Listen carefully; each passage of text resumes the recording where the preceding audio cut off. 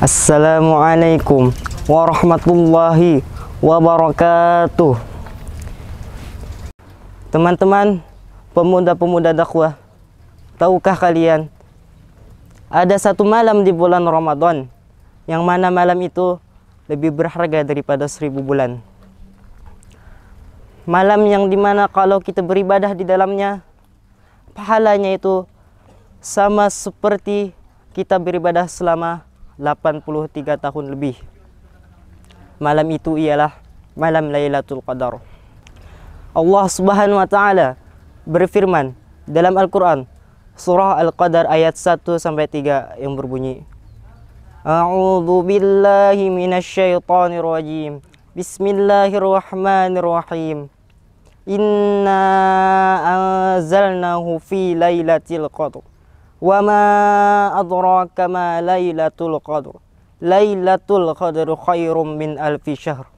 Yang artinya, sungguh kami telah menurunkan Al-Quran pada malam kemuliaan. Dan tahukah kamu apakah malam kemuliaan itu? Malam yang lebih baik daripada 1000 bulan. Quran surah Al-Qadar ayat 1 sampai 3. Bayangin, 1000 bulan. 1000 bulan itu sama seperti 83 tahun lebih. Jika kita mendapatkan pahala Lailatul Qadar sekali dalam hidup kita, itu sama saja seperti kita beribadah seumur hidup. Gimana kalau dapatnya berkali-kali? Masya Allah. Amin, amin, ya rabbal alamin. Kapan terjadinya Lailatul Qadar itu? Dari Nabi Muhammad SAW menunjukkan bahwa Lailatul Qadar itu terjadi di 10 malam terakhir bulan Ramadan, tepatnya pada malam-malam ganjil, yaitu pada tanggal 21 Ramadan, 23 Ramadan, 25, 27, dan 29 Ramadan. Ada juga hadis yang mengatakan, yang berbunyi, carilah Lailatul Qadar di 10 malam terakhir bulan Ramadan. Hadis riwayat Bukhari dan Muslim. Apa ciri-ciri dan tanda-tandanya Lailatul Qadar? Dari Nabi Muhammad SAW, beliau menyampaikan ciri-ciri dan tandanya sebagai berikut. Yang pertama, ialah udara dan suasananya terasa tenang dan damai. Yang kedua, tidak panas, tidak dingin, dan tidak ada badai. Dan yang ketiga, paginya matahari terbit dengan sinar yang tidak menyilaukan. Lalu, apa saja amalan untuk meraih Lailatul Qadar tersebut? Lailatul Qadar bukan untuk dicari dengan menerka-nerka, tapi agar dimanfaatkan untuk beribadah kepada Allah Subhanahu wa taala. Berikut ini hal yang bisa kita lakukan agar kita mendapatkan Lailatul Qadar tersebut. Yang pertama ialah memperbanyak salat malam dan tarawih. Semakin banyak ia salat malam, maka semakin besar pula potensi pahala yang dia dapatkan. Itu yang pertama.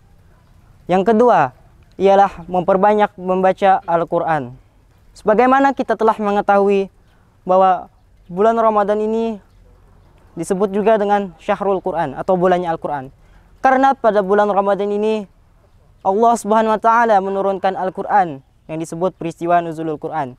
Oleh karena itu, kita dianjurkan untuk memperbanyak bacaan Al-Quran kita dan mentadaburinya. Yang ketiga ialah berdoa, khususnya dengan doa ini. Allahumma innaka afuun tuhibbul afwa fa'fu anni. Yang artinya, ya Allah, Engkau maha pengampun, lagi maha mencintai keampunan, maka ampunilah aku. Hadis riwayat Tirmizi. Yang keempat ialah berzikir dan beristighfar. Karena pada bulan Ramadan ini malaikat turun membawa rahmatnya. Oleh karena itu kita dianjurkan untuk memperbanyak berzikir, mengingat Allah Subhanahu wa taala, dan memperbanyak membaca istighfar.